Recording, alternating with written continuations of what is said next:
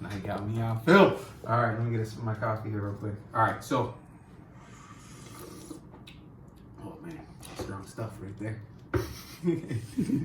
All right, here we go. So basically, like I was saying, this is the list of things that we've got to finalize, and basically we've got the base development of this tool done, which is was pretty incredible. So here is the main dashboard right now that we have all the active properties. So we've got 4 under construction. This is just a dummy one we're testing with.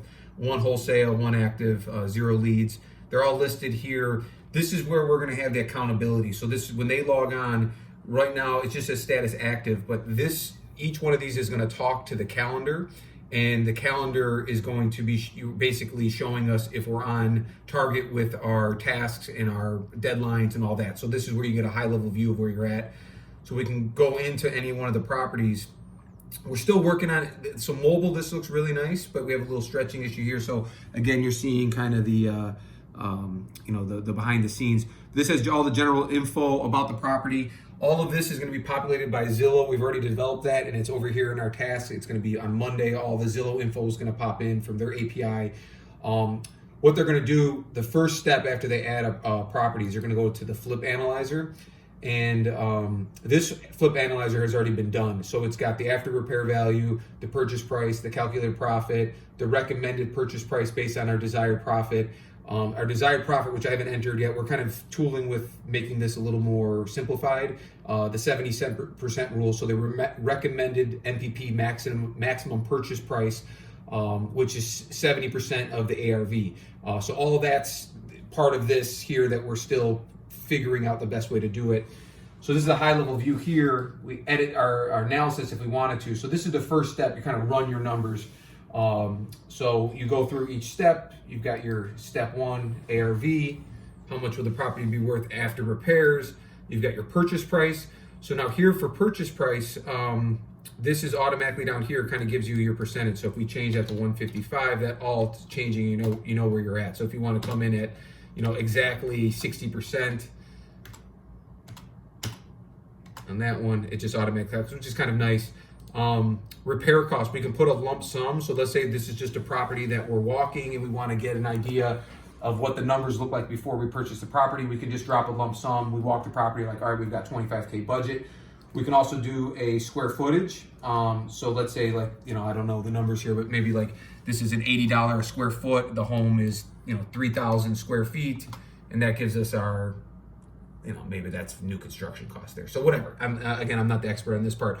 Or we can do a detailed analysis, which is there's the expert. Or we can do a detailed analysis, which is going to be derived from the repair estimator. So the repair estimator, so this is if you bought the property or you're trying to get financing the property and you need to come up with a scope of work and a detailed estimate, you're going to come here and you'll see that we've got it broken down by exterior, which has your roofing, siding, exterior painting, exterior doors, everything you can think of here for exterior. Each one of these opens up to have all the different specifics. You can just add a lump sum for your roofing bid allowance, or you want to just go ahead and price it out with wood shingles or your regular asphalt tiles.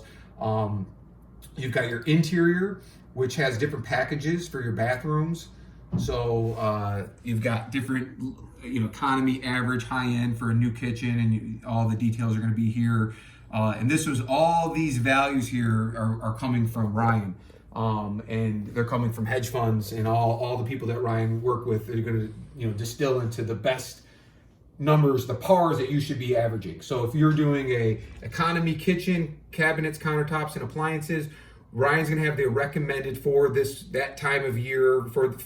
Who's Ryan? The expert, Ryan of the Rehab Depot. Oh, this guy? The CEO.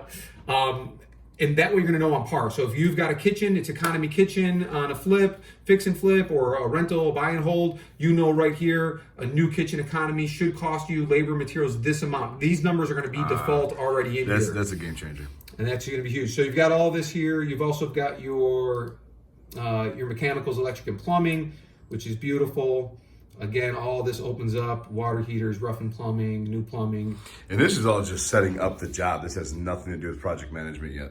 Yep. Yeah, Yep. Project management. Gonna kill it. Gonna change it all. That's what we do. So that's a little inside scoop. I can't show you everything because you're not gonna get it all. But that's an inside scoop is what we're doing here in the lab. So when I'm flipping and consulting, we're also building. Right, brother? Oh, man, I can go another... Stay tuned. Probably another 25 minutes to showing you what we got now. We're not gonna do that. Well, yeah. We can't give it all away. No. Stay tuned. Big things to come.